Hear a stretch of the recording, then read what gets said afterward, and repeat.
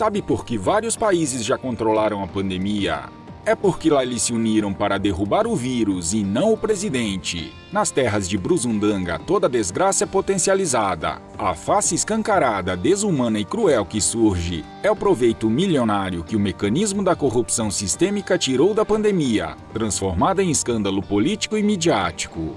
Enquanto a guerra de todos contra todos os poderes persiste e impede que o presidente da República exerça plenamente seus poderes legitimamente garantidos pela Constituição e amparados pela maioria da população brasileira, a nação afunda, agoniza. Enquanto ninguém se entende, o tempo vai passando, empregos são perdidos e a fome bate na porta. A população está no limite. A necessidade de correr atrás da sobrevivência começa a superar o medo de contaminação pelo inimigo invisível. O jornalista Marco Frenetti reagiu em seu Twitter. Um país que aceita bovinamente que destruam os estados mais ricos da nação merece um destino pior do que o da Venezuela. Só há dois tipos de defensores dos governadores e prefeitos aspirantes a ditador que usam uma grave epidemia como arma política e como meio de roubar dinheiro público: o radical esquerdista e o inocente útil. Tanto um quanto o outro são inimigos da vida e amigos da destruição. Ambos são criminosos porque ninguém pode alegar desconhecimento da lei. A corrupção e a fome matam. Ontem, o presidente Jair Bolsonaro foi direto e realista ao expor a dura realidade que atinge a sociedade brasileira e pediu para a extrema mídia parar de babaquice e mostrar a realidade das comunidades carentes, onde a situação já é desesperadora. Fica em casa para quem pode, legal, sem problema nenhum. Tá? Agora, para quem não tem condições, a geladeira já está vazia, tá 3, 4 filhos chorando de fome, isso é desumano. Eu fico me colocando no lugar das pessoas humildes. Se vocês toparem fazer uma matéria decente, eu vou com vocês a fim de semana, Ceilândia, Taguatinga, pessoal mais aqui dessa satélite, para ver o que o pessoal está vivendo. Não é aqui, você tem que ver aí fora. Fale com o chefe de vocês, se autorizar, a gente vai lá. Sem aquela de provocou aglomeramento, entrou em farmácia, sem ficar caiu a máscara, não sabe como é que usa a máscara. Para parar com essas babaquices e fazer a coisa séria. Porque chega... O presidente detonou com a hipocrisia de quem tem condições financeiras de se manter isolado confortavelmente em casa, mas que não entende e critica quem está passando fome e precisa trabalhar para alimentar sua família. Bolsonaro alertou para um potencial desastre que se vislumbra no Brasil. É muito bom, chega em casa, ele tem danoninho, tem carne de primeira, tem tudo em casa, tem segurança. Tá? Tem tudo em casa, então ele pode falar isso aí. E até alguns vai chegar um ponto que esse povo com fome vai vir às ruas. Cada um ponto percentual, eu não sei mais ou menos, cada um ponto percentual no número de desempregados no Brasil aumenta outro ponto percentual o número de mortes, pô.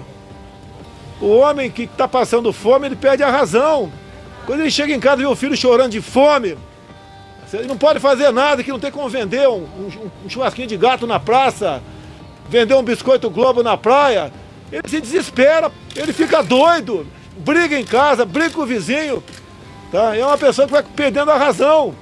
Vamos esperar chegar a esse ponto para reagir?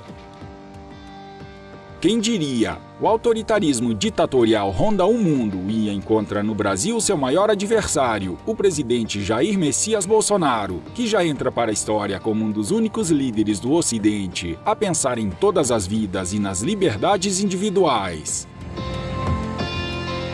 Enquanto o pesadelo político, econômico, midiático e sanitário parecem não ter fim, somos obrigados a, diariamente, receber avalanches de declarações utópicas de autoridades que não têm a mínima noção da realidade do dia a dia do povão.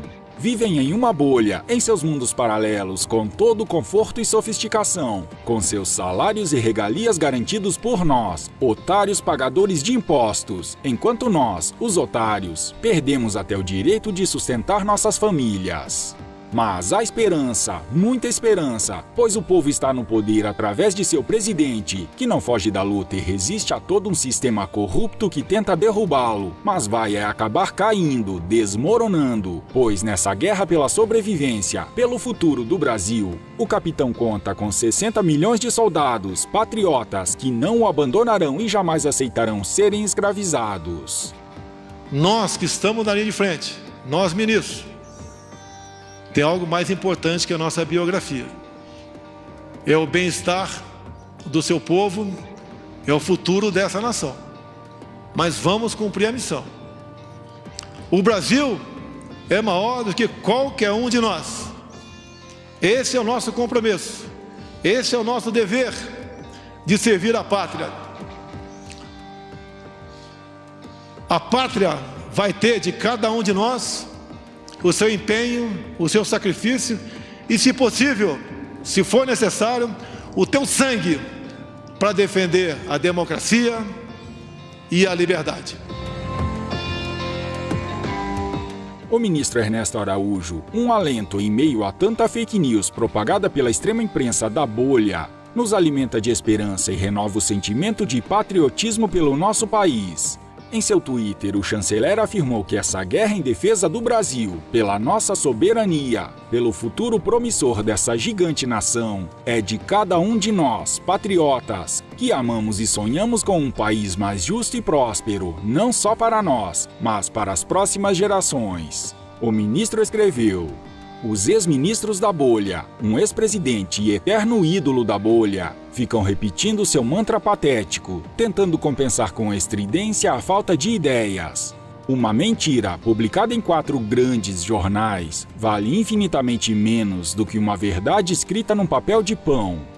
Eles recitam: subserviência aos Estados Unidos, Brasil isolado da governança global, Brasil perdendo prestígio, interesses nacionais sendo prejudicados.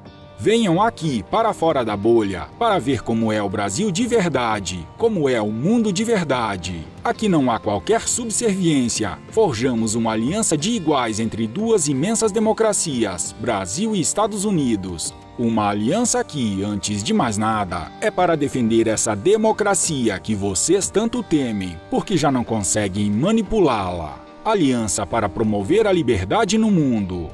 A parceria com os Estados Unidos é aquela que reforça nosso projeto de regeneração moral e econômica do Brasil, e por isso ela é central. Democracia, soberania, economia forte baseada no investimento privado, mais eficiente e sem espaço para corrupção, tecnologia para a liberdade e não para controle social.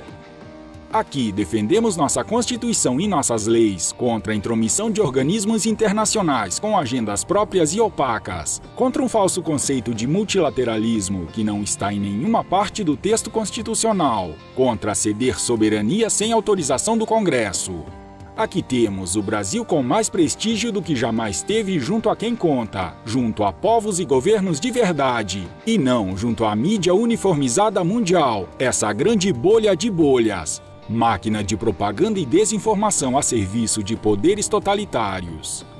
Aqui fazemos os grandes acordos comerciais que vocês da bolha nunca conseguiram e estamos preparando o Brasil, mediante articulação política competente, negociações firmes e uma visão de mundo autêntica, para ser um dos principais beneficiários de novos investimentos na recomposição das cadeias mundiais de produção. A nova globalização da qual estaremos no centro e não na periferia neocolonial como até ontem. O Brasil estava na periferia, mas vocês da bolha estavam muito confortáveis, bajulando e sendo bajulados pela mega bolha global. As linhas de batalha estão traçadas, agora é Brasil contra a bolha. E me orgulho de dizer que agora, graças ao presidente Jair Bolsonaro, a política externa faz parte do Brasil. O Itamaraty joga no time do Brasil, ajuda a furar essa bolha maligna que nos oprime e despreza.